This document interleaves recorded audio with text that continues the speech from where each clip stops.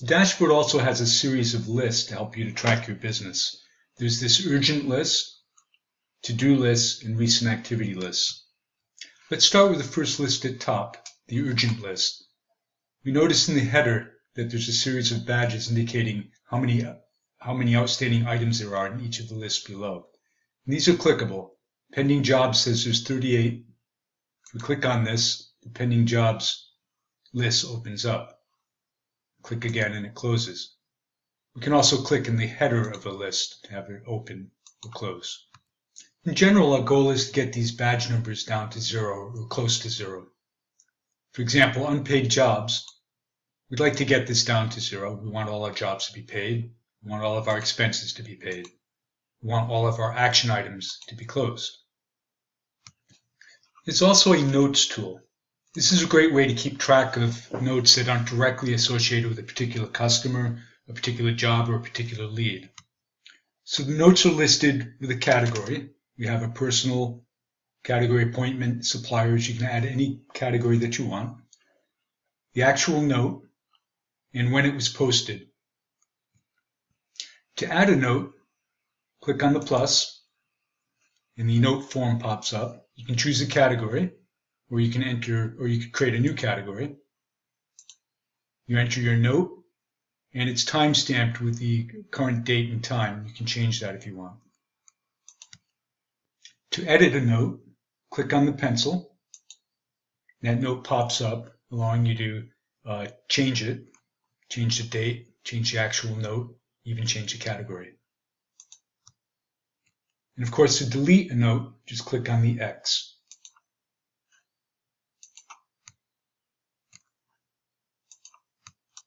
The next three lists are action item lists.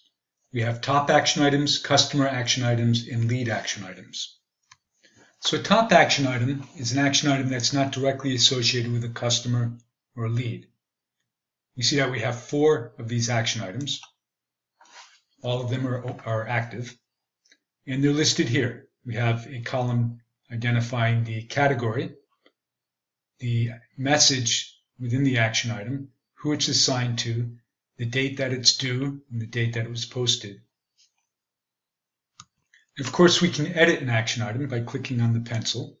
Brings up the action item form. We can change anything, who's responsible for the action item, choose a different category, a due date and time. We can even change the entry date and time. And of course, we can change the details. To delete an action item, you click on the X. When you complete an action item, you can delete it, or you can mark it as closed. You mark it as closed by clicking on the check mark. Now it's no longer listed. It's not listed because under status, we're looking at only open action items. If we want to see all action items, we can see that the action item that we just closed is listed here with a check. The check indicates that it's been completed. The star indicates that it's still open. Typically, we're more interested in just open action items. So action items that we have not checked off. If you have any questions on action items, don't forget there's a question mark that you can click. And it brings up a number of frequently asked questions regarding action items. This does a pretty good job of describing how they work and how you might use them.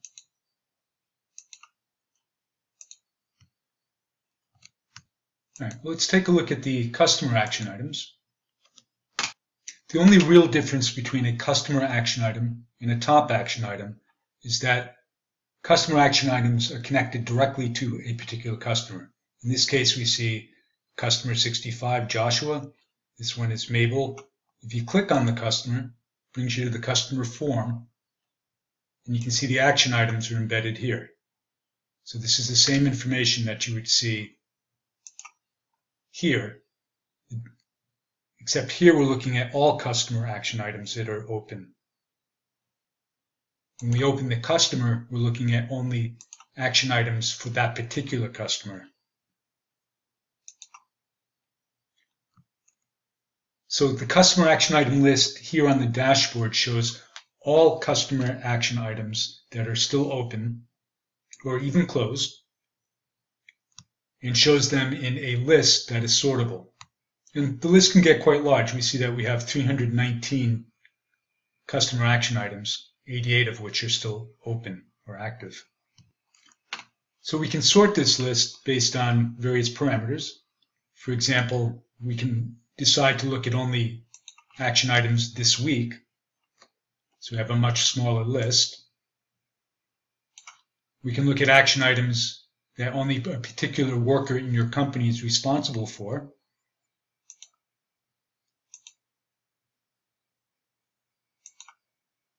So here we have a list of all customer action items that Adam White, an employee in your company, is responsible for dealing with. We can choose a category to filter on. So for example, we can choose lunch meetings. We could choose reminders. So any category that you've created, you can filter upon. And you can filter the list to keep it smaller.